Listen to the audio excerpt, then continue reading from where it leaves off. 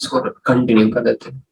तो location of root में हमने देखा था कि ये क्वाड्रेटिक था, x square plus b x plus c equal to 0, ये क्वाड्रेटिक था। इसके दो रूट्स थे अल्फा और बीटा, और इन दोनों रूट्स को हमने कंपेयर किया था नंबर के से। तो क्या क्या देखा था हमने कि अल्फा बीटा लेस देन के, ग्रेटर देन के, और के लाइज बिटवीन द रूट्स। तो ये 2-3 केस हमने देखे थे।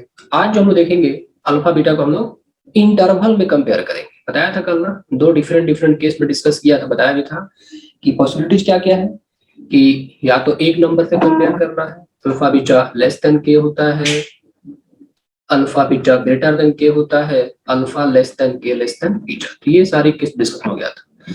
आज हम देखेंगे नंबर पे कंपेयर करके, मतलब सॉरी इंटरवल। ये अल्फा है, ये बीटा है, तो क्या क्या पॉसिबिलिटी हो सकती है? एक इंटरवल k1, k2।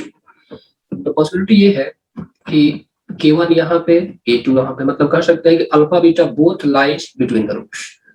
हम ये भी कह सकते हैं यहाँ पे ये अल्फा ये बीटा, हम कह सकते हैं कि k1 k2, k1 और k2 दोनों नंबर है, ये दोनों के दोनों रूट्स के बीच में लाई करते हैं।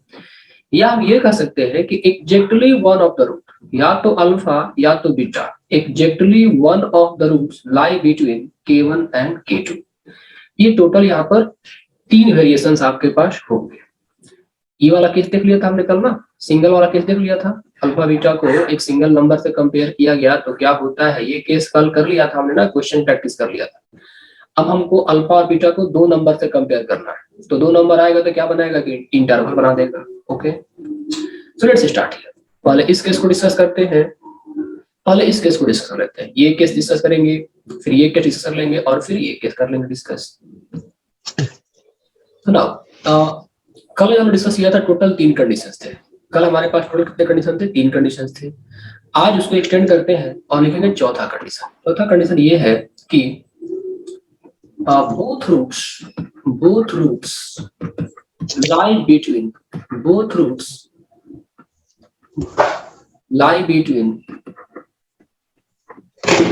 K2. Both roots lie between K1 and K2. Who is this? आकृति, आकृति, are you real?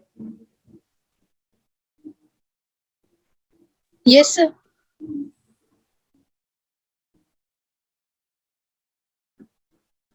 Both roots lie between K1 and K2. देखते हैं स्ट्रक्चर क्या होगा। एक ऐसे बना देंगे हम लोग, ये अल्फा और ये बीटा, और यहाँ पर ये K1 हुआ और ये K2 हुआ, तो दोनों के दोनों क्या है, K1 K2 में है।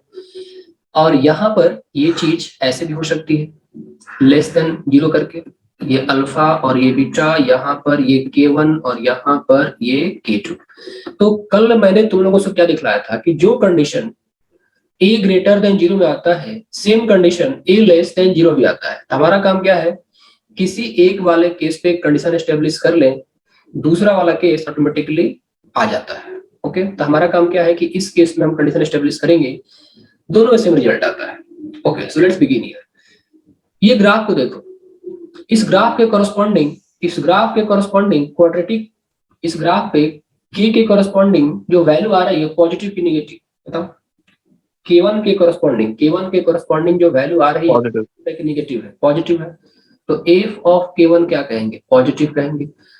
K2 के कॉरस्पॉन्डिंग जो ग्राफ पे वैल्यू आ रही है पॉजिटिव है कि नेगेटिव है, f ऑफ K2 भी क्या है, पॉजिटिव है, और a क्या है, पॉजिटिव है। तो देखो a से इसको मल्टीप्लाई करो तो a into f of K1, ये हो गया पॉजिटिव।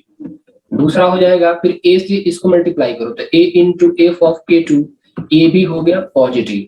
एंड तीसरा केस हम ले लिया वर्टेक्स, तो वर्टेक्स के कॉरस्पॉन्डिंग यहाँ पर पॉइंट क्या आता है, बताया था ना, -b/2 है। वर्टेक्स का कोऑर्डिनेट क्या होता है, एवरीबॉडी प्लीज टेल। यदि हमारे पास ये पैराबोला है तो वर्टेक्स क्या होता है, -b/2a, -d/4, ये वर्टेक्स होता है। तो वर्टेक्स के कॉरस्पॉन्डिंग जो x एक्सिस पे कोऑर्डिनेट आता है वो -b/2a होता है। तो यहाँ पर ये क्या आ गया, -b/2a। तो क्या हम कुछ ऐसा कह सकते हैं, चेक करो तो, देखो K1 -b/2 और K2 को कंपेयर करो, K1 -b/2 K1 less than K2, और देखो कि क्या हो रहा है। क्या ऐसा कहा जा सकता है, K1 less than minus B/2A less than K2, क्या ऐसा कहा जा सकता है एवरीबॉडी? एक और केस आएगा और वो होगा डिस्क्रिमिनेंट पे। हमें रूट्स क्या चाहिए? रियल चाहिए। यदि रूट हमारे रियल नहीं होते हैं तो ग्राफ ऐसे बन सकता है, देखो हवा में टंगा हुआ है ग्राफ, यहाँ पर क्या हो गया, ये K1 हो गया और यहाँ पे क्या हो गया, K2 हो गया। तो ये तीनों कंडीशंस किसी भी एंगल से रियल रूट्स को इंडिकेट नहीं करते हैं। ये क्लियर है? देखो यहाँ भी क्या है, वर्टेक्स है, यहाँ भी तो वर्टेक्स है, -/2 है, वर्टेक्स का एक्स कोऑर्डिनेट -/2 यहाँ भी है, यहाँ भी ये तीनों के सेटिस्फाई हो रहा है। देख लो, f of K1 positive, f of K2 positive, a क्या है, पॉजिटिव है, K1 less then -/2 less than K2। ये तीनों का तीनों कंडीशन इस केस में भी होल्ड करता है और इस केस में होल्ड करता है। लेकिन मैंने कब बताया था कि हम जो भी काम कर रहे हैं वो रियल रूट पे कर रहे हैं। तो बताओ हमें यहाँ पर एक्स्ट्रा कंडीशन क्या इंपोज करना चाहिए ताकि रियल रूट वाला केस निगलेक्ट ना हो सके? बोलो। यहाँ पर discriminant greater than equal to 0 कर देंगे। डिस्टिंक्ट रूट हुआ तो ग्रेटर देन 0, रूट्स इक्वल भी हो सकता है। देखो ग्राफ तुम्हारा ऐसे ही बन सकता है, मतलब ये पॉइंट क्या है, -B/2 है, K1 कहाँ पे है, यहाँ पे है, और K2 यहाँ पे है। तो जब हम रियल रूट के बारे में बात करते हैं तो इक्वल टू 0 लेके चलना ही चल रहा है, तो discriminant greater than equal to 0। तो ये चारों केस का जो इंटरसेक्शन होगा, वही हमारा इस क्वेश्चन का आंसर होगा। Both roots lie between K1 and K2। अब बताओ इसमें किसी को डाउट है?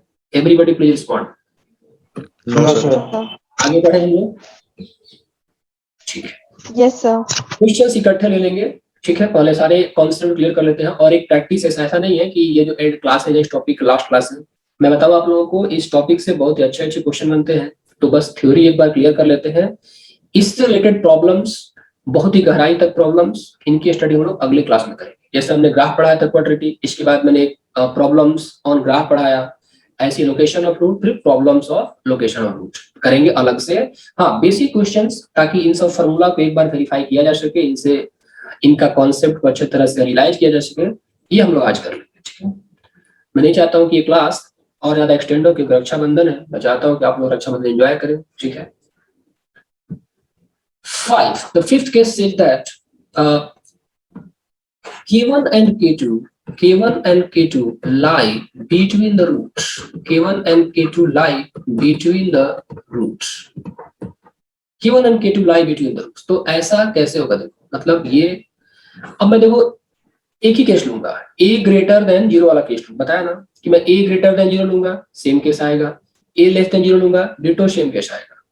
तो अननेसेसरी यहाँ पर मैं टाइम वेस्ट नहीं करूंगा, ठीक है? यहाँ पे मैं टाइम वेस्ट नहीं करूंगा, एक ही केस लूंगा, उसको डिस्कस करूंगा, दैट्स इट।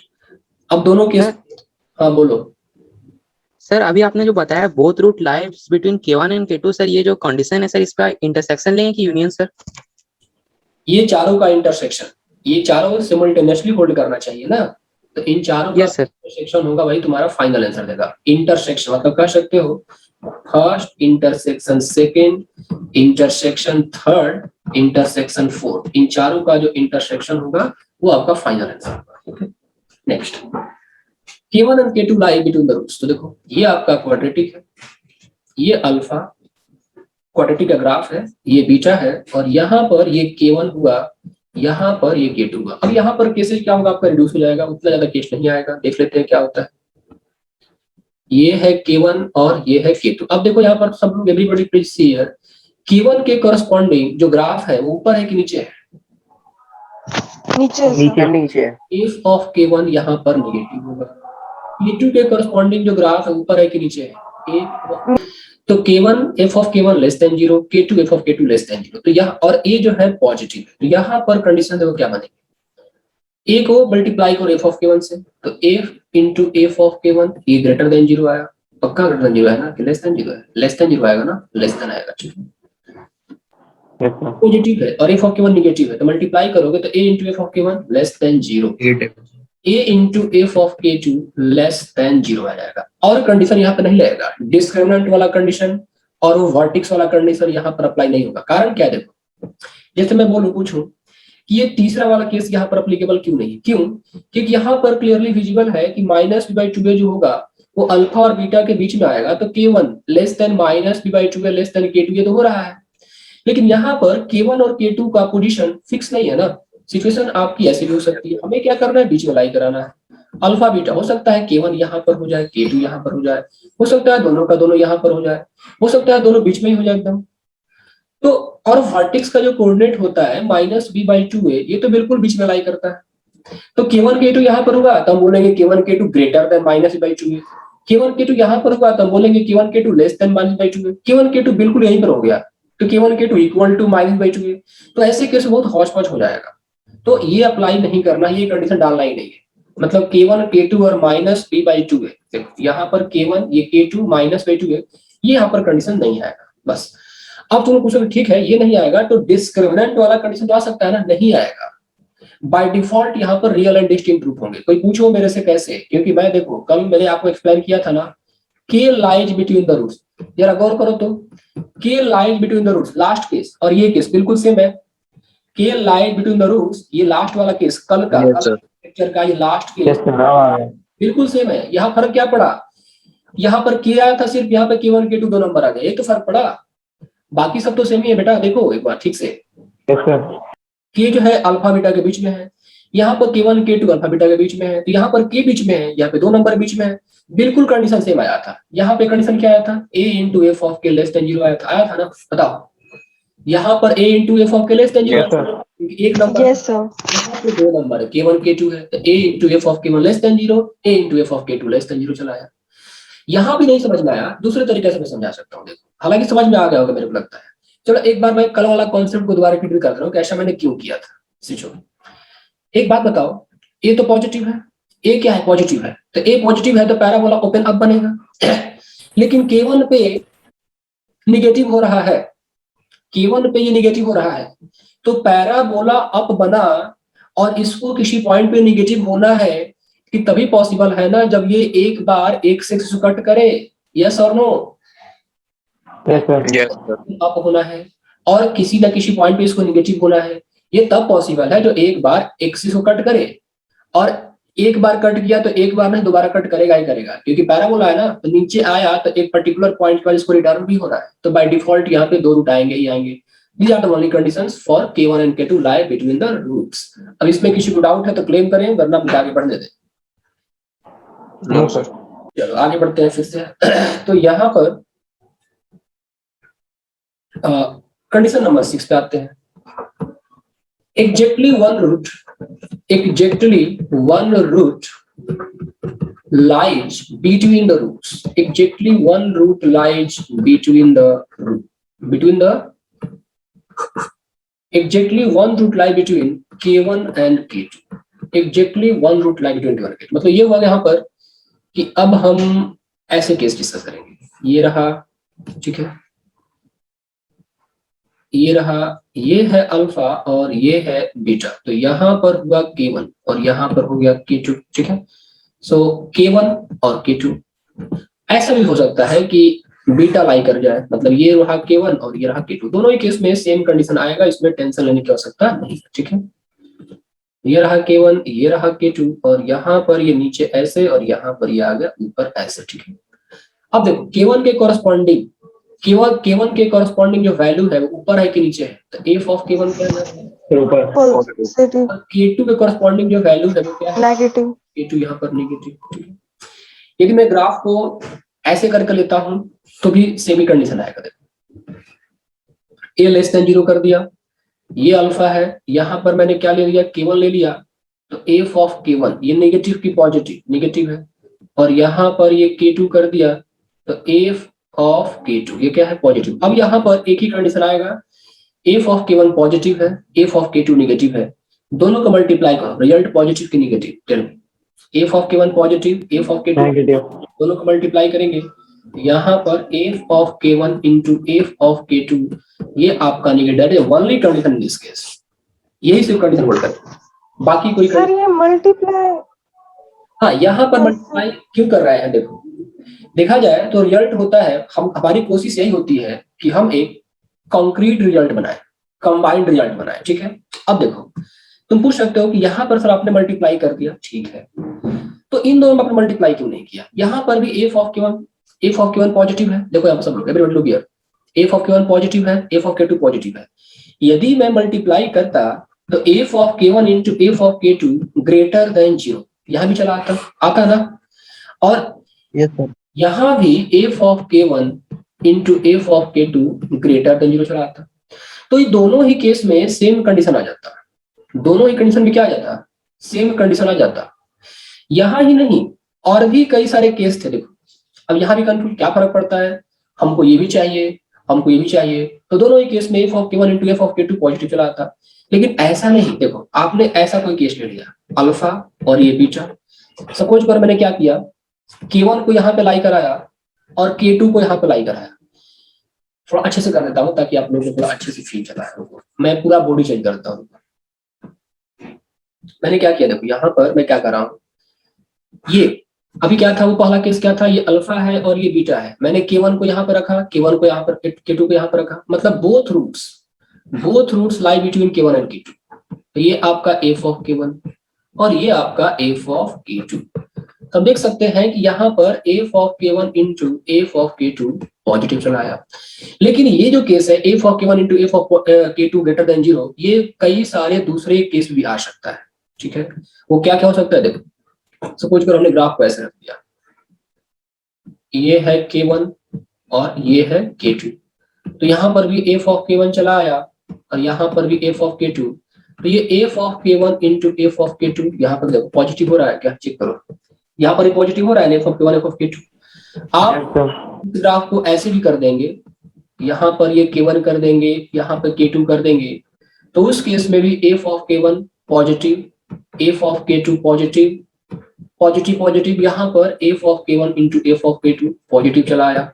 यदि आप K1 K2 को यहाँ रख देते हैं, सी K1 यहाँ पर और K2 यहाँ पर, तो F of K1 positive negative sorry, और एफ ऑफ K2 क्या आ गया, ये निगेटिव चला है, दोनों को मल्टीप्लाई करो, तो दोनों को मल्टीप्लाई करोगे यहाँ पर भी F of K1 into F of K2 positive. तो यदि मैं F of K1 into F of K2 greater than zero करता हूँ ना, तो हमारा जो एक्चुअल रिजल्ट है अल्फा बीटा वो मीट नहीं करेगा, कई सारे पॉसिबिलिटी हो सकती है, मतलब F of K1 into F of K2 greater than zero, ये कई सारे केसेस में पॉसिबल है। तो इसीलिए ये F of K1 into F of K2 greater than zero ना लिख के अलग अलग केस बनाया गया, a into F of K1 positive, फिर a into F of K2 positive लिखा गया। अपार्ट फ्रॉम दैट ये दो कंडीशन और ऐड कर दिए गए, तो यहाँ पर ये कंडीशन होल्ड नहीं करेगा, इसको अप्लाई नहीं करना है, इंडिविजुअल रिजल्ट बताना है, ठीक है। सर 6 में अगर ए से कंपेयर करते तो क्या आता? कौन से 6 में?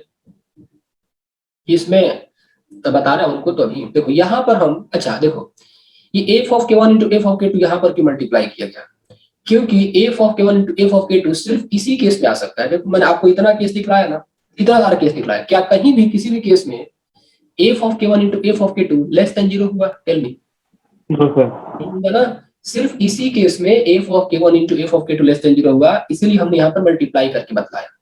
ये ठीक है, आप यहाँ पर अलग अलग ना रट के आप F of K1 into F of K2 less than zero कर लो, दैट्स इट। तो ऐसे ही करना है आपको। अब तुमने पूछा कि माइनस डिवाइड टू से क्यों रिलेट किया, तो बताया ना, देखो यहाँ पर K1 है, K2 यहाँ पर इस इंटरवल में कहीं भी हो सकता है, K2 यहाँ भी हो सकता है, K2 यहाँ भी हो सकता है, और जो माइनस डिवाइड टू वाला पॉइंट होता है वो मिडिल में फिक्स होता है। तो क्या हम K2 को माइनस डिवाइड टू से कभी कंपेयर कर पाएंगे सॉलिड वे में?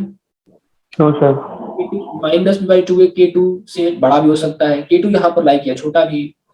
हाँ तुम बोलोगे ठीक है, तो K2 को नहीं K1 को तो कर सकते हैं, लेकिन सिचुएशन चेंज हो सकता है। मैंने क्या बताया कि यहाँ पे अल्फा जो है वो K1 K2 के बीच में लग रहा है, तो आपको लग रहा है कि K1 जो है लेस देन है, सिचुएशन आपका ये हो गया। अल्फा ना हो कि बीटा जो है वो K1 K2 के बीच में चला आया, तो फिर माइनस b बाई टू है तो अपनी जगह पे ही रहा, जबकि K1 का पोजीशन चेंज। तो माइनस b बाई टू से K1 K2 को फिक्स तरीके से रिलेट नहीं कर सकते हैं, इसलिए उसको करने की आवश्यकता नहीं है, सिर्फ यही कंडीशन इसका आंसर देगा, दैट्स इट। बाय डिफॉल्ट यहाँ पर रूट्स रियल होंगे, ठीक है, क्योंकि देखो लॉजिक है, K1 K2 क्या होते हैं, ये रियल नंबर होते हैं, K1 और K2 रियल नंबर।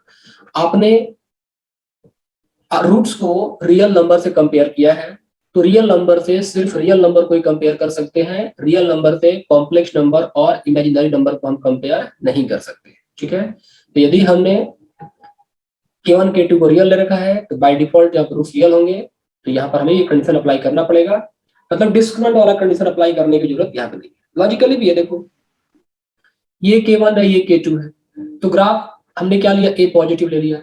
अब K1 पे फंक्शन की वैल्यू पॉजिटिव, मतलब K1 पे ग्राफ की वैल्यू पॉजिटिव, K2 पर ग्राफ की वैल्यू नेगेटिव। तो यदि हमको इस ग्राफ को नेगेटिव करना है और ये ओपन अपवर्ड है तो एक बार इसको कट करना ही पड़ेगा, एक बार ये कट करेगा तब भी जाके ये नेगेटिव बनेगा कहीं ना कहीं, और कट करेगा तो इसका रियल रूट आएगा। अब इसमें थ्योरी पार्ट कंप्लीट हो गया, क्वेश्चन करके इसको फिनिश करना है। अब यदि किसी को डाउट है तो बताओ मेरे को, ताकि रिपीट कर दिया जा सके। No sir. No doubts. चलो क्वेश्चन ले ले फटाफट। Sir yes sir. सर आपने जो केस 4 लिया था उसमें discriminant greater than equal to 0 लिया था, बट हम इक्वल रूट्स को तो लेके नहीं चलते, तो b greater than 0 case 2, sir case 4 हाँ ये वाला केस बताओ। यहाँ पे डिस्क्रिमिनेंट इक्वल टू 0 लिया था। हाँ इक्वल टू 0 लेंगे क्योंकि सर इक्वल रूट्स का तो हम केस नहीं लेते ना। नहीं, देखो मैं क्या एक्सप्लेन कर रहा हूँ कि यहाँ पर मान लो मैं ये 3 कंडीशन लगाया तो ग्राफ आपका ऐसा भी दिख सकता है ना। देखो यहाँ पर भी क्या है, f ऑफ K1 पॉजिटिव है, यहाँ पर भी क्या है, f ऑफ K2 पॉजिटिव है। a से मल्टीप्लाई करोगे तो a into F of K1 positive, a into F of K2 positive, और देखो यहाँ पर K1 less than minus b/2 में लेस देन K2। तो इन तीनों कंडीशन को जब कंबाइन करें तो हमारे कॉम्प्लेक्स रूट भी आ सकते हैं, मतलब कॉम्प्लेक्स रूट भी ये कंडीशन होल्ड कर सकता है। हमको यहाँ पर रूट रियल बनाना है तो हमें d greater than equal 0 apply करना पड़ेगा, क्योंकि बाय डिफॉल्ट यहाँ पर रूट रियल हो ये गारंटी नहीं है। हम ये मान के चल रहे हैं ना कि K1 K2 क्या है, रियल नंबर है, और रियल नंबर से हम अल्फा बीटा कंपेयर कर रहे हैं। लेकिन मैंने आपको 2 सिचुएशन दिखलाया कि हमारे एजम्पशन में और कैलकुलेशन में फर्क है। हमने जो एज्यूम किया वो गलत भी हो सकता है इन तीनों कंडीशन को मर्ज करें तो, क्योंकि इन तीनों कंडीशन से एक पॉसिबिलिटी आ सकती है जहां पर रूट रियल ना हो, इसलिए यहाँ पर रियल रूट कंडीशन इंपोज करना ही पड़ेगा। जबकि यहाँ पर क्या है कि यहाँ पर बाय डिफॉल्ट एक्सिस जो है, जो पैराबोला है वो एक एक्सिस को कट करेगा ही करेगा, बाय डिफॉल्ट एक एक्सिस को कट करेगा ही करेगा। कि यहाँ पर बाय डिफॉल्ट आपका रियल रूट आएगी, यहाँ पर आपको अप्लाई करने की आवश्यकता नहीं है डिस्क्रिमिनेंट वाला कंडीशन, यहाँ पर भी बाय डिफॉल्ट ये कट करेगा ही करेगा। क्योंकि देखो यहाँ पे हो क्या रहा है कि K1 पे निगेटिव हो रहा है, K2 पे निगेटिव हो रहा है, और हमने एक पॉजिटिव ले रखा है, मतलब पैराबोला क्या अप होगा। तो पैराबोला अप होगा तो वो तो इनफाइनाइट से चलता है ना, अप है तो ऐसा थोड़ा है कि ऐसा हो जाएगा, ऐसा ड्रॉ नहीं करना है। यदि पैराबोला अप है तो वो कहीं ये पॉजिटिव इन्फिनिटी से आ रहा होगा, तो पॉजिटिव इन्फिनिटी से फॉल करना शुरू किया, इसको किन्हीं 2 पॉइंट पे निगेटिव होना है, तो निगेटिव होने के लिए तो कट तो करेगा ना करेगा, ऐसे तो कट करेगा तो रूट तो निगेटिव हुई, मतलब रियल हो जाएंगे, बाय डिफॉल्ट ही हो जाएंगे रूट्स रियल। अब इस पे क्या कंफ्यूजन बताइए जल्दी से। हाँ क्लियर है सर। चलो अब क्वेश्चन कर लेते हैं, लिखो तो फटाफट क्वेश्चन यहाँ। बाकी लोगों को क्लियर है ये चीज? Yes sir. क्वेश्चन है an example on this topic. Let x square minus m minus 3x plus m equal to 0, m belongs to R, be a quadratic equation. Be a quadratic equation. Find the values of m for which. Find the values of m for which. Write the question number 1. Both roots are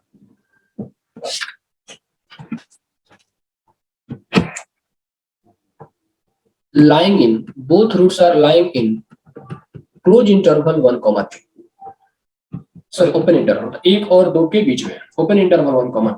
Now the second language says that one root is greater than 2, and the other root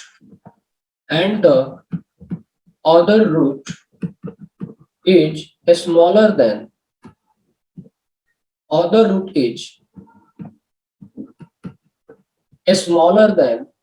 1. Now 3. Both roots lie in 1, 2 and the last at least one root lie in the interval at least वाला case दिया गया, बताया था ना कि at least वाले case को हम लोग प्रॉब्लम में डिस्कस कर लेंगे। So at least one root lie in the interval 1,2 इस क्वेश्चन करना है, ठीक है। देखो जब भी आपको क्वेश्चन मिले आप दो चीजें क्लियर कर ले। एक आप इसका ए देख ले, तो ए क्या है यहाँ पे, व्हाट इज ए हियर, ए क्या होता है, कोएफिशिएंट एक्स स्क्वायर होता है, ए तो पॉजिटिव है तो ए इक्वल टू 1 जो कि पॉजिटिव आ गया। ये पहला चीज आपने देख लिया। दूसरा आप ये देख लो कि इसका डिस्क्रिमिनेंट निकाल कर रख लेते हैं, ताकि डिस्क्रिमिनेंट यहाँ पर यूज पड़ेगा ही पड़ेगा, चारों केस में किसी न किसी केस में पड़ेगा ही पड़ेगा 2-3 बार। तो डी निकाल लो, तो डी क्या होगा इसका, बी स्क्वायर करेंगे तो m-1 स्क्वायर माइनस 4ac, तुम लोग करके देख लेना इसको, ये m-1 इंटू m-9 चलाएगा, ठीक है, ये m-1 इंटू m-9 चलाएगा। तो इस तरह से ये डी चला आया। अब आते हैं केस बाय केस डिस्कस करते हैं। पहला क्वेश्चन क्या कर रहा है, the first question says that both roots lie in 1,2, ये कह रहा है ना, बोथ रूट्स लाई इन 1,2।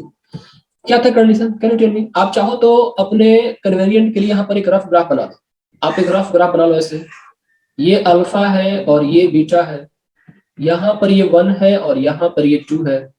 तो इस तरह से हमने क्या देखा, ये 1 है और ये 2 है, और केस हम डिस्कस कर चुके, ये K1 होता है, ये K2 होता है। बताओ तो क्या केस था, पहला केस क्या था इसमें, what is the first case, AF K1 greater than 0, A into f of K1 greater than 0, A तो 1 है, ठीक है, तो f of 1 greater than 0 होना चाहिए।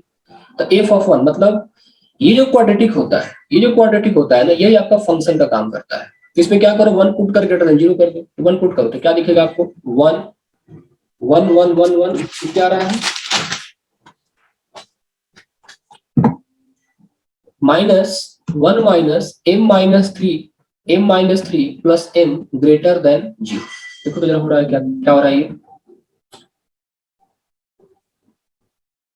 -m प्लस m कट जाएगा, 4 ग्रेटर देन 0 चला आएगा, राइट हियर 4 ग्रेटर देन 0 आ गया है ना, this is completely true, right, 4 greater than 0 ये ट्रू है। अब दूसरे केस में चले जाते हैं। दूसरा केस क्या कर रहा है कि a into f of K2 ये भी ग्रेटर देन 0 होना चाहिए। यहाँ पर क्या मिला कि 4 ग्रेटर देन 0, इसका मतलब क्या होगा कि m बिलोंग्स टू r आ जाएगा, मतलब यहाँ पर m का हर एक वैल्यू सेटिस्फाई कर रही है। a into f of K2, तो a क्या है, तो 1 है, f of K2 मतलब 2 ग्रेटर देन 0, तो x के प्लेस पे 2 पुट करो, तो 2 पुट करोगे तो 4 minus m-3 into 2 plus m greater than 0 हो गया। नेक्स्ट 4 माइनस यहाँ मल्टीप्लाई करो 2 से, तो 4 माइनस ये चला है आपका -2m, ये आपका -2m, फिर माइनस माइनस प्लस, तो माइनस माइनस ये प्लस 6m, राइट हियर, ये आ रहा है ना, सॉरी प्लस 6 आ रहा है, प्लस 6, और यहाँ पर हो गया ये प्लस m ग्रेटर देन 0, क्या आ रहा है value, return 6 and 4 10 minus m greater than 0, so 10 greater than m imply that m less than 10 चलाया। ये दूसरा इक्वेशन चला है। इसमें तीसरा क्राइटेरिया क्या था, K1 less then -b/2a less than K2 होता है, तो K1 के प्लेस पे क्या 1 है, माइनस b के प्लेस में क्या है minus of m-3 divided by twice a के प्लेस पे क्या है 1, ये हो गया 1 less than minus minus plus m-3/2 less than 2, 2 से मल्टीप्लाई करो, सो 2 less than m-3 less than 4, इसका मतलब ये 5 लेस देन m 5 से 7 ये चला आया, सो 5 less than m less than 7 ये आ गया आपका। ये हो गया तीसरा केस। लास्ट केस डिस्कस कर लेते हैं, चौथा, d greater than equal to 0, तो आपने d निकाल के रखा हुआ है, यहाँ पे d क्या है m-1 m-9 है, तो यहाँ पर आप कर दो, तो m-1 into m-9 greater than equal to 0 कर देते हैं, साइन स्कीम ड्रॉ कर लो, तो ये 1 हो गया, ये 9 हो गया, पॉजिटिव नेगेटिव पॉजिटिव। तो यहाँ पर अच्छा एक बात और, हमने कल बताया था प्रॉब्लम का लैंग्वेज अंडरस्टैंड करना होता है, कल मैंने बातें की थी, तो कल मैंने आप लोग बताया था कि हमने जो कंडीशन डिराइव किया है जनरल कंडीशन है, जबकि यहाँ पर ये बोथ रूट्स लिखा है, तो बोथ रूट्स का मतलब क्या होगा, डिस्टिंक्ट रूट के बारे में बात कर रहा है। Everybody got the point. हमने जो कंडीशन निकाला है, हमने वो कंडीशन वो एज्यूम करके निकाला है ना कि रूट्स रियल और डिस्टिंक्ट भी हो सकते हैं, रूट्स रियल और इक्वल भी हो सकते हैं, जबकि इस क्वेश्चन में बोथ रूट्स कह दिया, तो बोथ रूट्स कहने का मतलब कि क्वेश्चन में डिस्टिंक्ट रूट कह रहा है। यहाँ पर आप D greater than equal to ना लिख के सिर्फ D greater than zero greater than लिखेंगे। ये बात आपको क्लियर हुआ? Everybody please tell me. Yes, sir. तो यहाँ Yes, पर sir. ग्रेटर देन वाला कंडीशन ये लगा। अब चारों केस को कंबाइन कर देते हैं, तो चारों केस को कंबाइन करोगे तो क्या मिलेगा? देखो ये 1 है, ये 9 है, क्या क्या पॉइंट्स मिले हैं मेरे को देख लूं मैं एक बार। यहाँ से मेरे को 5 और 7 मिला है और 10 मिला है, तो 5 और 7, कहीं 5 होगा, यहाँ पे कहीं 7 होगा और कहीं 10 होगा। जो पहला वाला केस था, the first case, it say that m belongs to r, छोड़ दो, r वाले को छोड़ दो। ये कह रहा लेस देन 10, फिर 5 से 7, तो लेस देन 10, फिर ये 5 से 7, फिर ये 1 से बड़ा और 9, 1 से छोटा और 9 से बड़ा। क्या कोई कॉमन इंटरसेक्शन आया? चलो कुछ कॉमन नहीं मिला, तो यहाँ पे क्या बोलेंगे? m belongs to null set. मतलब पहले क्वेश्चन के आंसर क्या आ गया आपका? नल सेट चला आया। पहला क्वेश्चन मैंने सॉल्व कर दिया। दूसरा क्वेश्चन क्या है? What is the second question? ओहो, पावर पावर पावर। दूसरा क्वेश्चन क्या है कि both roots lie in 1,2। Both roots lie in 1,2। मतलब आप चाहो तो एक रफ डायग्राम ड्रॉ कर लो ऐसे। बोथ रूट्स लाई तो हो गया ना, both roots lie. Sir Yes, sir. Same is the idea. Sir one root is greater than 2 and other root is smaller than 1. हाँ ये केस था। द सेकंड केस क्या था? One root is greater than 2 and other root is smaller than 1। ये था ना, other root is smaller than 1। तो आप एक ग्राफ तो ऐसा बना लिया, ये अल्फा है, ये बीटा है। So one root is greater than 2, तो एक रूट क्या है? 2 से बड़ा है, तो 2 यहाँ पर होगा। दूसरा क्या है? 1 से छोटा है, तो 1 से छोटा हो गया। तो इस तरह का सिचुएशन बना हमारे पास। मतलब ये वही वाला केस हो गया ना कि K1 K2 lie between the roots. तो लैंग्वेज पे फर्क पड़ता है, क्वेश्चन में लैंग्वेज कुछ ऐसे वैसे एडजस्ट किया हुआ होगा। तो ये तो वही वाला केस हो गया कि both roots lie, sorry, K1 and K2 lie between the roots. तो क्या क्या केस था? यहाँ पे 2 ही केस था ना शायद। एक केस रहा होगा आपके पास, क्या पहला केस रहा होगा? a into f of K1 less than 0। मतलब a तो 1 है यहाँ पे और K1 के प्लेस में क्या है? 1 है, तो a into f of 1 less than 0। अब आप 1 पुट करोगे तो क्या बनेगा इक्वेशन? 1 पुट करोगे तो ये बन जाएगा 1 minus m minus 3 plus m less than 0। ये 4 less than 0, क्या ये कहीं पॉसिबल हो पाएगा? Tell me everybody. तो false statement है। No, sir. क्या कभी 4 0 से छोटा हो सकता है? नहीं हो सकता है। यहाँ पर आपका No, sir. m belongs to null set। यहाँ भी आपका null set चला आया, ठीक है। So one root is greater than 2 and other root is smaller than 2, it's not possible। m belongs to null set। Now तीसरा केस के बारे में बात करें, थर्ड केस। थर्ड केस क्या कर रहा है? Exactly one root lie between K1 and K2। Exactly one root lies between K1 and K2। Between K1 and K2, okay। तो exactly one root lie between K1 and K2, तो graph कैसा बन गया? ये अल्फा है, ये beta है, यहाँ पर ये K1 हो गया और यहाँ पर ये K2 हो गया। ठीक हुआ ना कि कोई एक रूट जो होगा वो K1 K2 के बीच में लाई करेगा। नाउ टेल मी, यहाँ पर हमने क्या कंडीशन निकाला था? यहाँ पर हमने क्या कंडीशन निकाला था? f of K1 into f of K2 less than 0 निकाला था। Am I right? f of K1 into f of K2 less than 0 निकाला था। तो क्या f of 1 into f of 2 less than 0। देखो f of 1 आप बार बार निकाल चुके हो।